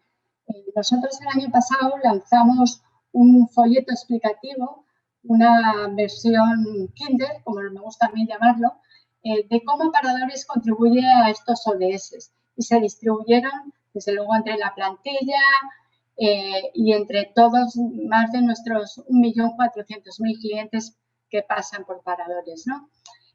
Yo creo que aquí sí que me gustaría destacar que es importantísimo tener en cuenta el compromiso de la alta dirección, ¿no? O sea, la estrategia en Paradores de sostenibilidad nos viene de arriba abajo y de abajo arriba. Nuestro presidente y todo el comité de dirección están firmemente comprometidos y sí que trabajan para que en la estrategia de la empresa vaya de la mano de la sostenibilidad. También creo que es muy importante ser coherente con los valores corporativos, ¿no? O sea, puedes tener un discurso de mucho impacto y tal, pero esto realmente tiene que coincidir con el día a día de los colaboradores, ¿no? Y bueno, pues no sé, no tengo más no sé qué más se me ocurre.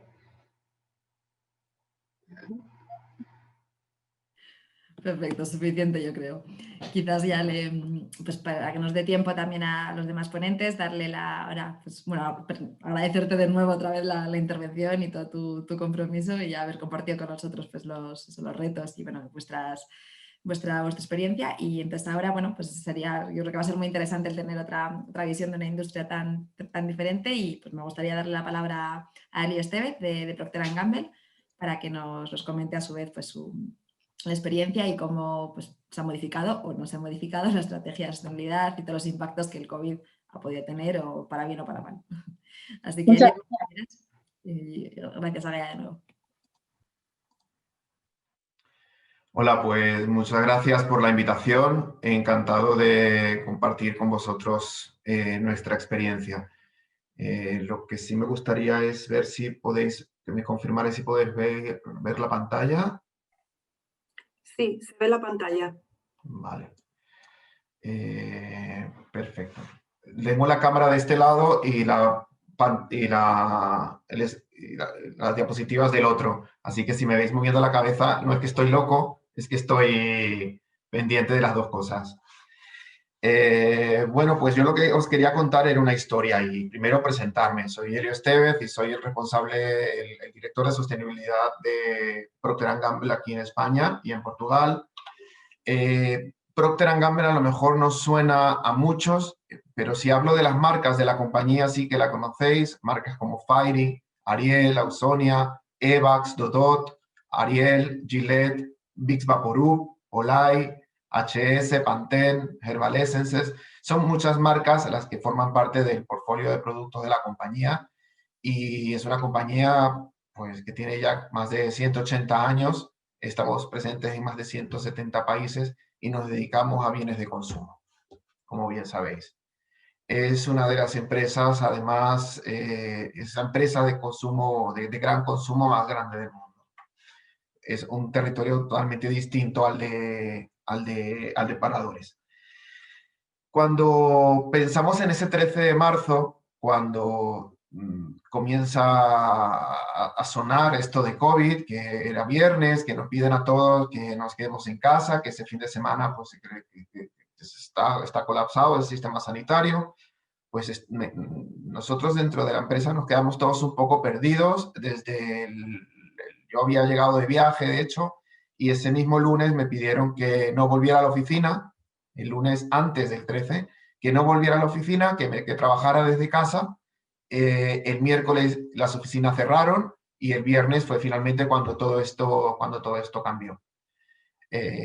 Durante esa primera semana estábamos todos un poco perdidos y sobre todo muy concentrados y enfocados en cancelar eventos, en cancelar viajes, en ver las vacaciones que va a pasar, cancelo o no cancelo. Yo creo que todos pasamos por eso y todos recordamos exactamente lo que estábamos haciendo ese viernes. Y esa primera semana fue muy difícil. Y a medida que iban avanzando los días, desde la compañía, que teníamos que readaptar todos los planes a las nuevas circunstancias, teníamos que pensar qué vamos a hacer y, por supuesto, cómo vamos a ayudar. Tenemos la oportunidad de ayudar. Al final hacemos productos para el aseo personal, para la higiene, y esto es absolutamente crítico en una pandemia como esta. Inmediatamente nos ponemos en contacto con Cruz Roja Responde y lo que hacemos una donación material como parte de nuestro plan de acción. Hicimos una donación de 500.000 euros a Cruz Roja, donamos más de 100.000 productos, todos relacionados con el aseo personal. También nos pusimos en contacto con las ONGs con las que normalmente trabajamos para donar también a familias en riesgo de exclusión, familias vulnerables, personas que habían perdido sus trabajos, personas que estaban completamente perdidas donarles 300.000 productos a través de unos kits que venían preparados para que los pudieran utilizar directamente, con la menor manipulación posible. Y finalmente, donamos más de 3.000 productos a distintos hospitales, y esto fue una parte muy bonita y muy satisfactoria, porque esto fue a lo largo de toda la pandemia. Y empezamos a vivir experiencias como los propios médicos y enfermeras nos contaban cómo se les empañaban las gafas, cómo las pantallas que utilizaban se empañaban también a lo largo del día, y encontraron que aplicando una gotita de Fairy muy poco diluida en agua, pues las gafas no se empañaban, y pues comenzamos a donar a los hospitales Fairy para que pudieran trabajar cómodamente tanto los que utilizaban gafas como los que utilizaban pantalla. Cuando comenzamos a ver daño tan severo en la piel por el uso continuado de los equipos de protección individual, comenzamos a trabajar en donaciones de Olay para poder regenerar esa piel que estaba dañada. Y los resultados fueron espectaculares, ¿no? En términos de ese feedback que nos dieron. Aquí impactamos el ODS 3 y el ODS 10, y estos son algunos de los ejemplos que os quería compartir. Desde todos los hospitales, pues agradecían todos los productos que recibían, además con un cariño increíble, en un momento donde de verdad daban ganas de llorar. Y ya os contaré algún ejemplo más adelante. Nosotros no nos dedicamos a la fabricación de líquido hidroalcohólico. Esto no está en nuestro objetivo, esto no es un producto que con el que nosotros podemos contar. Sin embargo, dada la necesidad que había, y como sí producimos productos cosméticos, decidimos ponernos en marcha y fabricar líquido hidroalcohólico.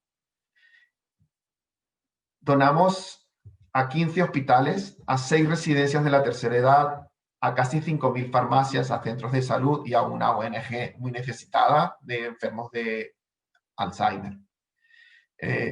Donábamos palets y palets de este producto, y fue espectacular. Fueron más de 5 millones de manos lavadas con un producto que además no fabricamos. Lo hicimos, por supuesto, cumpliendo toda la regulación, y yo creo que de las experiencias fue, sin duda alguna, para mí y para todo el equipo de logística, una de las experiencias más bonitas que vivimos durante esos meses horribles que estuvimos aquí, que tuvimos que vivir aquí en España en un confinamiento absoluto. Recuerdo que mi compañero de logística me llamó un día y me dijo: en más de 20 años en la compañía es la primera vez que me siento realmente útil. Y se emocionó mucho. Y ayer, justamente cuando estaba haciendo esta presentación, yo también me emocionaba recordando esto. Y es a lo mejor un poco también por el miedo que tenemos de lo que pueda venir a continuación, ¿no? En los próximos meses de invierno. Pero sin duda alguna es el saber que puedes ayudar a salvar vidas, ayudar a la gente que salva vidas, es una sensación de que estás haciendo algo bueno, ¿no? Y esto es lo que llamamos la estrategia de empresa. Estábamos trabajando 14, 15 horas al día, sin exagerar, en conseguir que todos estos envíos llegaran donde tenían que estar, en conseguir todas las autorizaciones, en sacar adelante todos los trámites burocráticos que necesitan para conseguir todo ello. Y lo hacíamos con el mayor cariño del mundo y sin abandonar el trabajo que teníamos que hacer como parte de nuestras responsabilidades. Y esto todo un equipo. Y esto es la misma sensación que nos compartía Guede también cuando hablaba de paradores, ¿no? Buscar soluciones allí donde las haya y ayudar con todo lo que puedas. Y eso es sostenibilidad, en realidad. Eso es impactar positivamente a la sociedad. Y otro de los momentos más difíciles fue entregar todos estos palés de líquido hidroalcohólico a las residencias.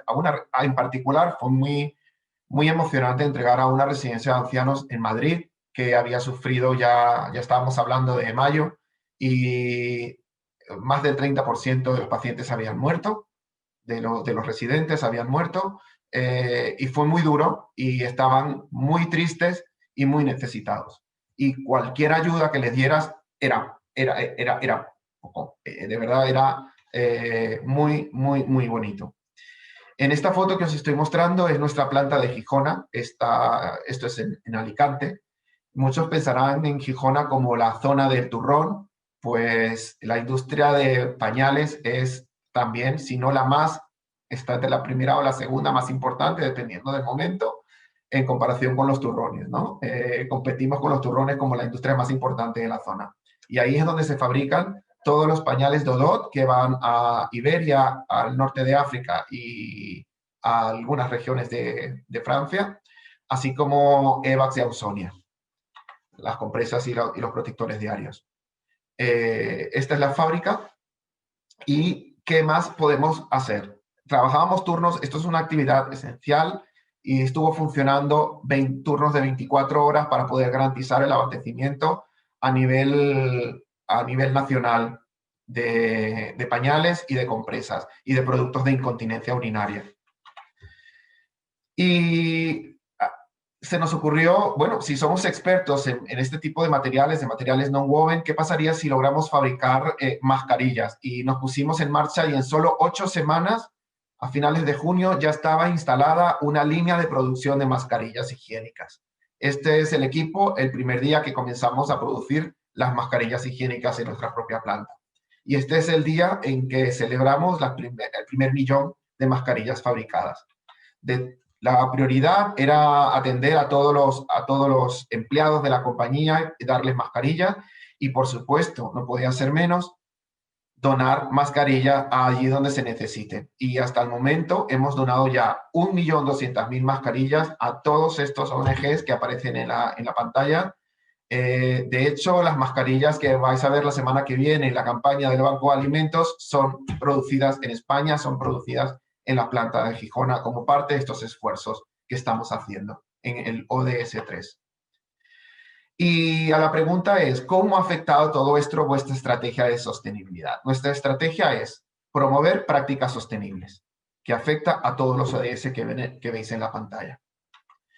Hacemos muchos tipos de productos, tenemos productos de diversas categorías, tanto en el área farmacéutica como también en el área de higiene, en el área de aseo personal, en el área de afeitado, en el área de limpieza para el hogar y en el área de limpieza de ropa, por ejemplo, por citar algunas. Nuestro primer pilar es ofrecer productos más sostenibles sin comprometer su eficacia. Y por daros algunos ejemplos sencillos, tenemos productos como Tampax con algodón orgánico, con bioplástico, libres de blanqueantes clorados, perfumes, colorantes, etcétera, y con una serie de certificaciones.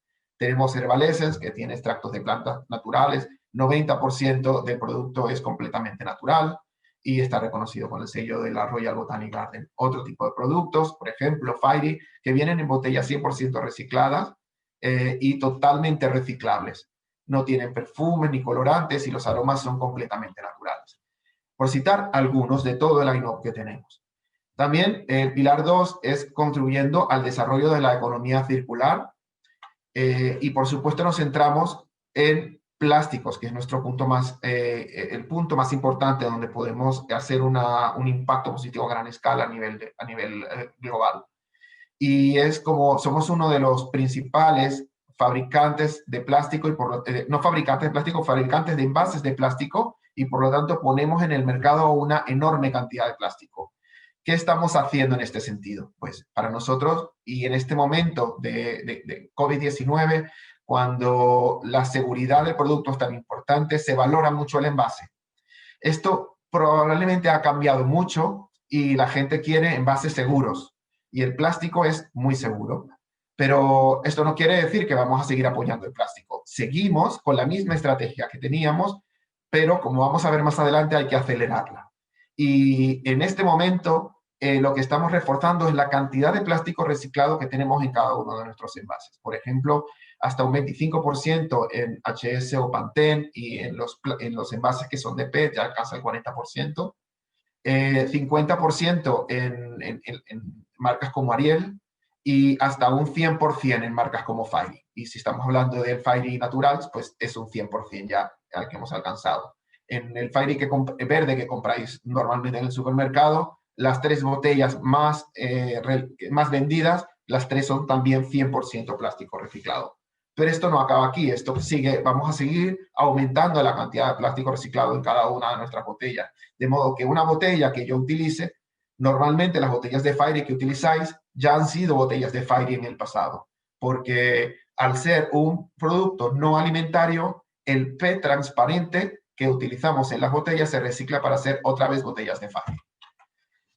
El tercer pilar es fomentando el consumo responsable. Por citar un ejemplo, en los pots de Ariel, la cantidad de agua que utilizamos para su formulación es mínima y eso ahorra muchísimo impacto a nivel de transporte. Además, la cantidad de energía que consume es mínima porque puede lavar efectivamente en agua fría. Muchas veces habéis oído, pero es que en Nordics, en los países nórdicos, tenemos productos que son mucho más amigables con el ambiente. Y también es verdad recordar el primer pilar, que es que sin ir en detrimento de la eficacia del producto. El problema es que para que ese producto sea realmente eficaz y lave la ropa, hay que lavar a alta temperatura, a 60 grados, para que sea eficaz y lave bien la ropa. El calentar el agua en el hogar es precisamente una de las acciones que más emisiones de CO2 producen en el medio ambiente. Y nuestro producto puede lavar en agua fría y utilizar la menor cantidad de agua posible. Por citar algún tipo de ejemplo. O Dodot, por ejemplo, que tiene también un indicador de humedad que indica cuándo cambiar el pañal y no antes, disminuyendo así la mayor cantidad de residuos que ponemos en el medio ambiente. Y el último elemento, el último pilar, es contribuyendo a una sociedad mejor. Y para ello contamos también con varios ODS a los cuales impactamos, como por ejemplo, y seguro que la conocéis, la campaña de Ausonia con AFC.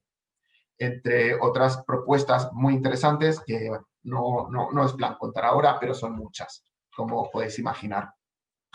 Y para terminar, ¿qué ha cambiado después del COVID-19? ¿Qué ha cambiado en lo que hemos... en nuestra estrategia? Pues nuestra estrategia no ha cambiado en absolutamente nada.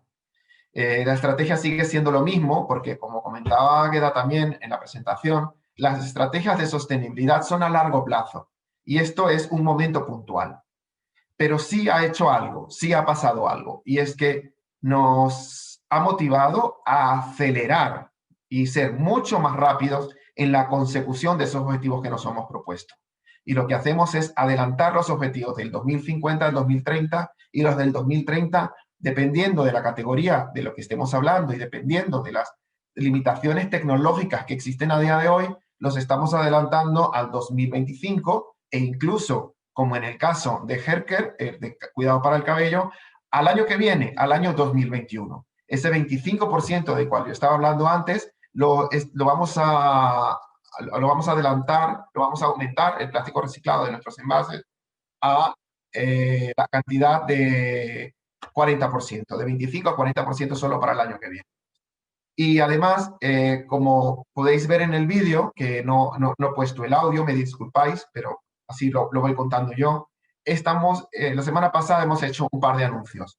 El primero es que vamos a adelantar todos los objetivos de nuestra departamento de belleza al año 2021, disminuyendo la cantidad de plástico y el plástico que usemos que sea 40% reciclado. Y una nueva iniciativa, completamente nueva, que va a ser un reto importante en el cambio de hábito del consumidor. Es arriesgada, lo sabemos, pero creo que es lo correcto. Y es el momento de hacerlo porque el momento es ahora. Y es lanzar botellas rellenables en cuidado para el cabello, en las marcas de Pantene, HS, Herbal Essence y Ossi, las botellas de aluminio que van a ser utilizadas hasta el infinito en nuestras casas y que solo tenemos que rellenarlas. De esa forma vamos a ceder al uso del plástico y vamos a centrarnos en cambiar nuestros hábitos para generar la menor cantidad de desperdicios posible. Y básicamente esta es la historia que os quería contar. Para mí, la estrategia de sostenibilidad es una sola.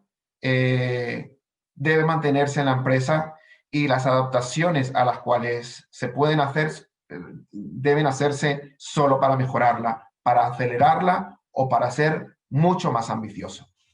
Pues eso es lo que os quería contar hoy.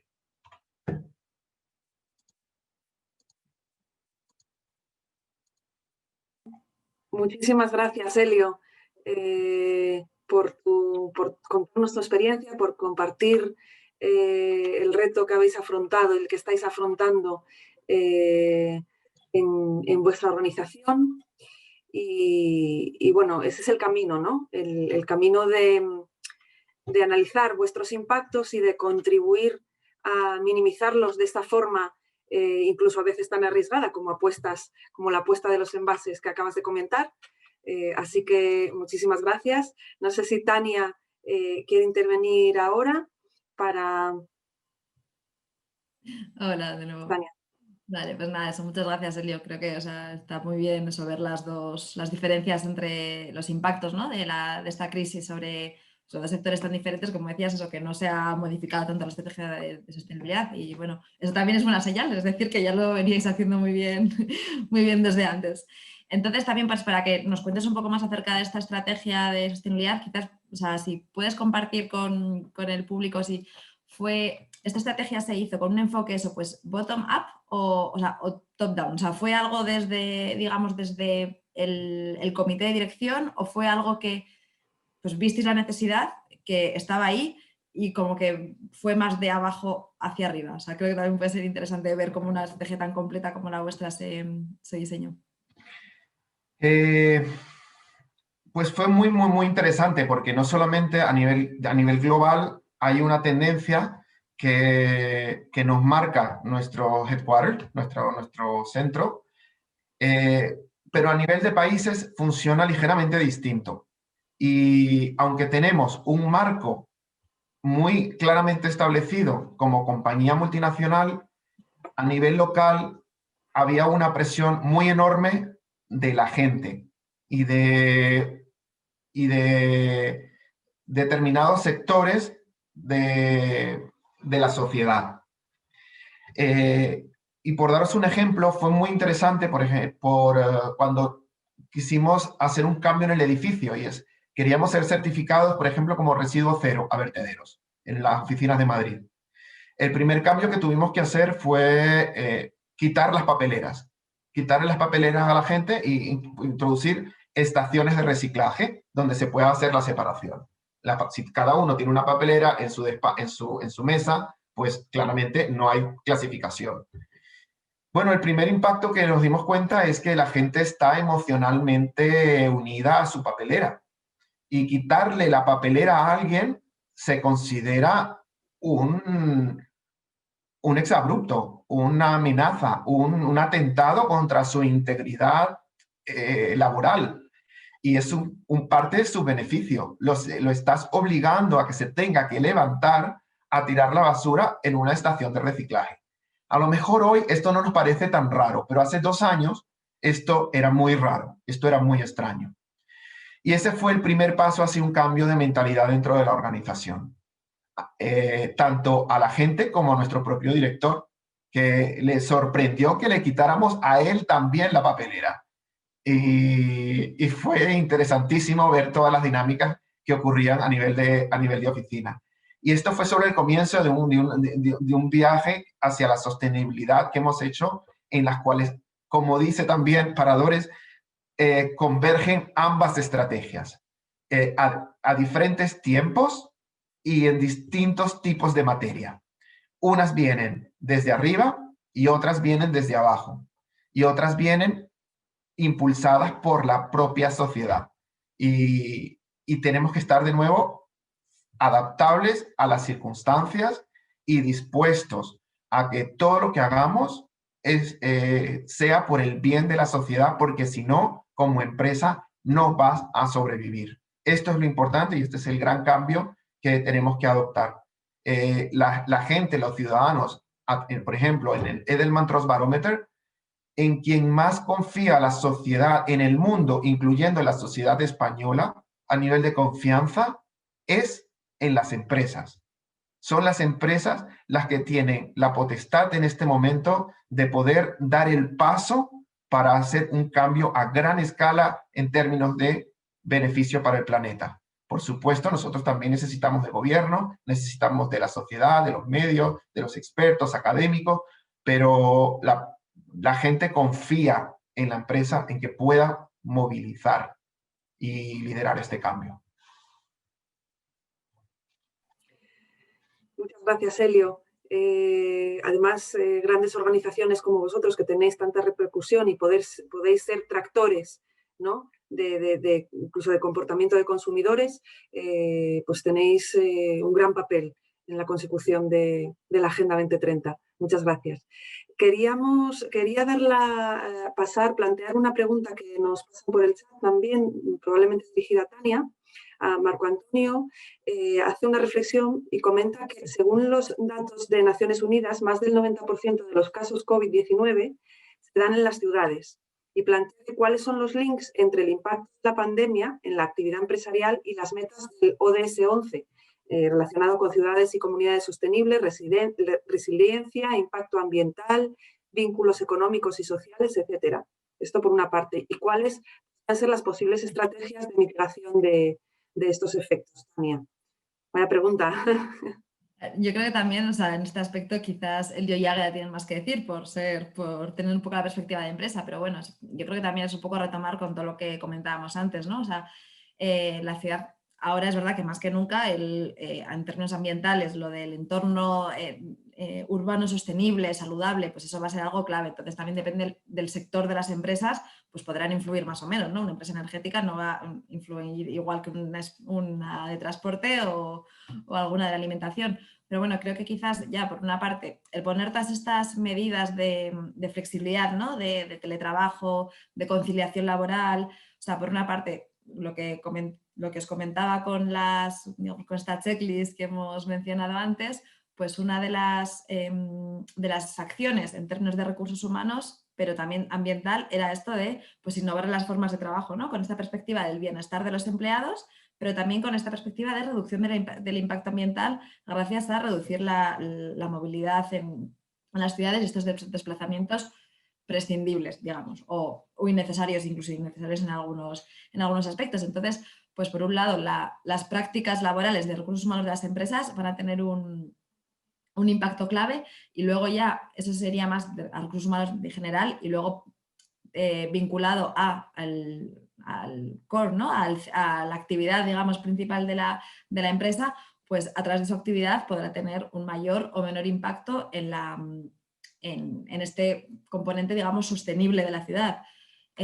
Pues no sé, bueno, se me ocurre, pues quizás desde paradores lo pueden, bueno, aunque es más en el ámbito urbano, pero mira, por ejemplo, se me ocurre, no sé, pues un hotel también puede tener un gran impacto en la ciudad, pues no sé, por desde la eficiencia energética o la eficiencia energética de los edificios, o la cadena de distribución dentro del hotel, el intentar reducir el impacto en su cadena de valor.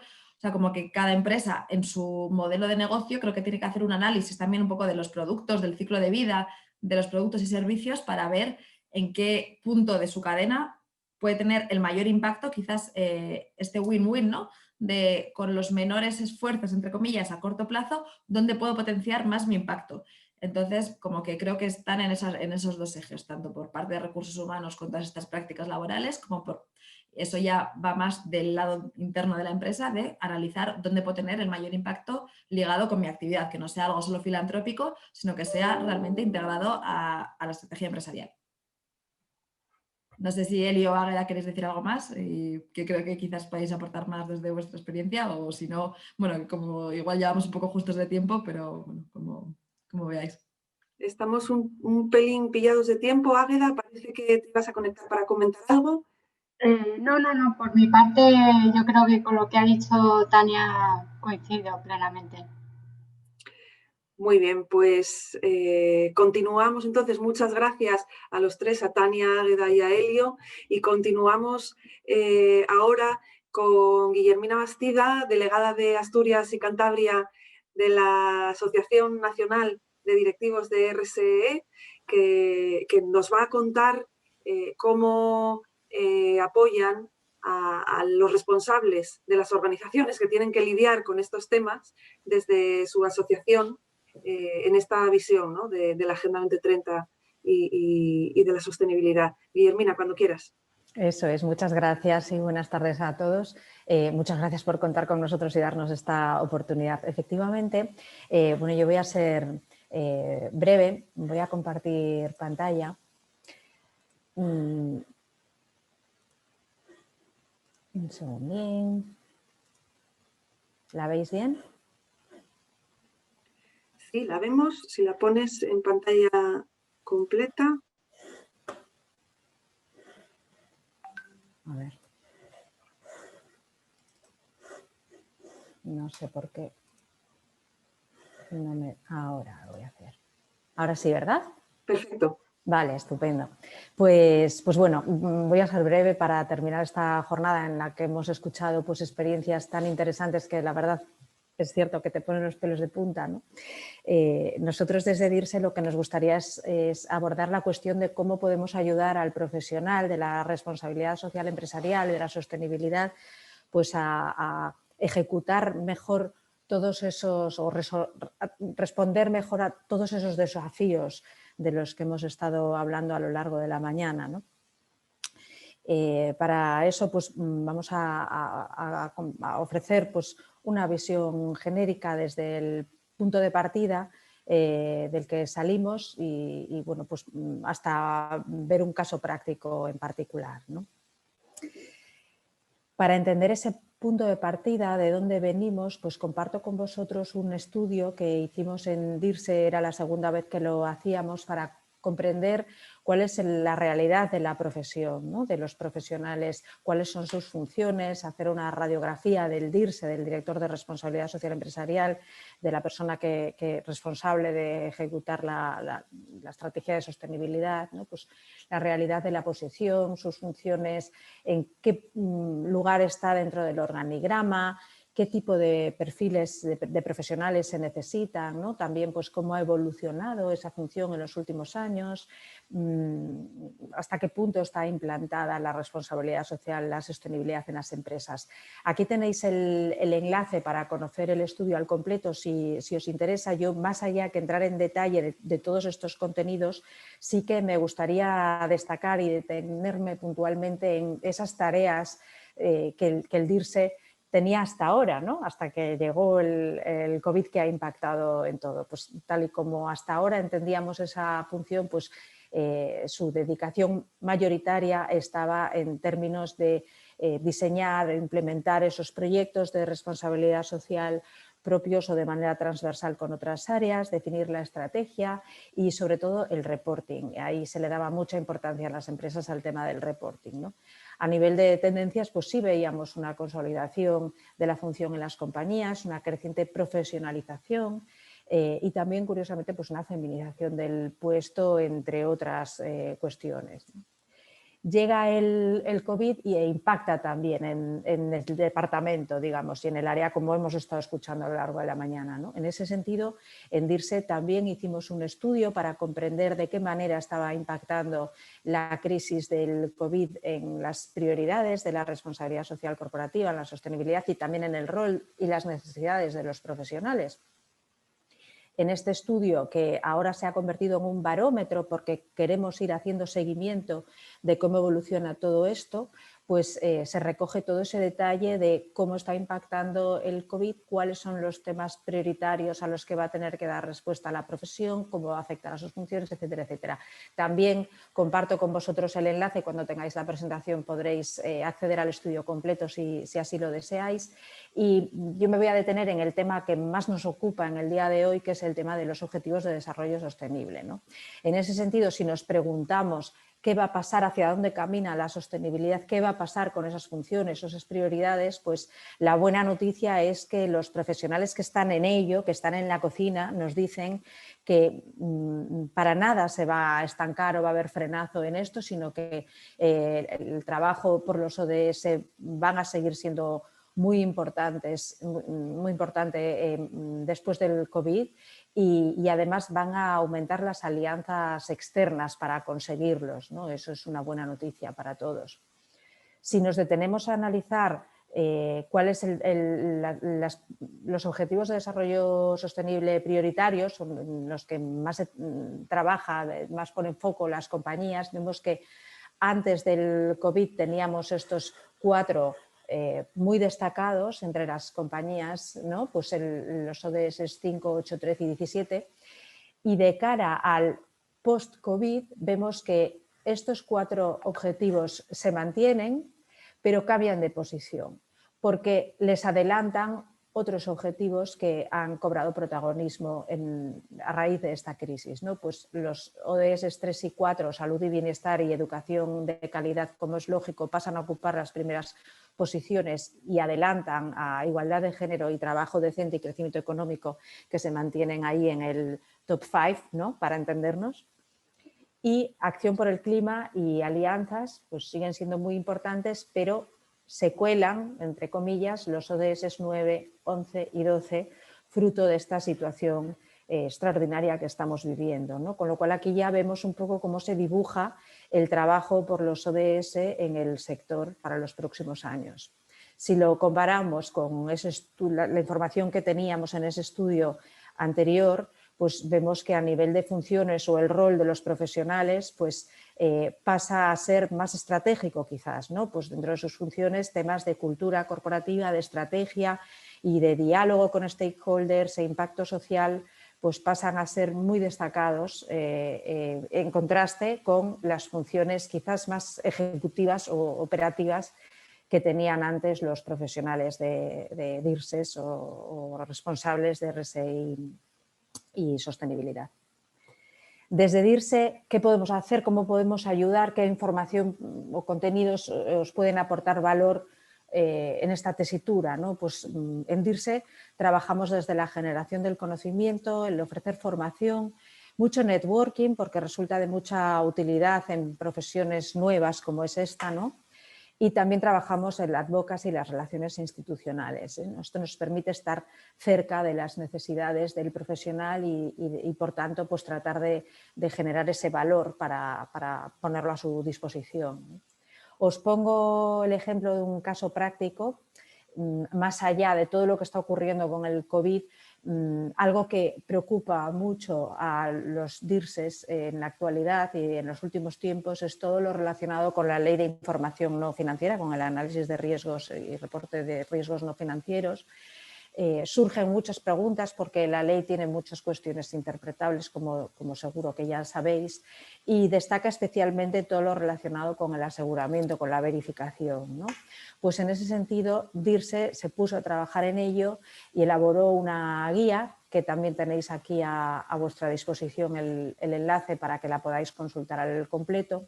Pues una guía que pretende esclarecer un poco todo lo relacionado con este asunto, ¿no? El documento que se hizo en colaboración con la Universidad de Burgos, porque siempre buscamos alianzas de otros colectivos u organismos con los que trabajar, pues esta guía contiene una introducción con contenidos genéricos sobre lo que dice la ley, todo lo vinculado al aseguramiento, a la verificación, pues qué es, cómo se realiza, en qué consiste, qué estándares existen, etcétera, etcétera, pues se incluye en un segundo apartado.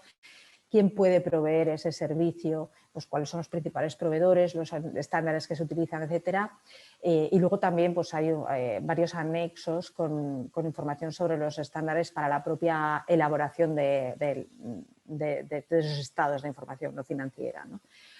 Bueno, aquí tenéis un ejemplo de un documento de utilidad que se puso a disposición de los socios y que ahora también ponemos a disposición de todos vosotros.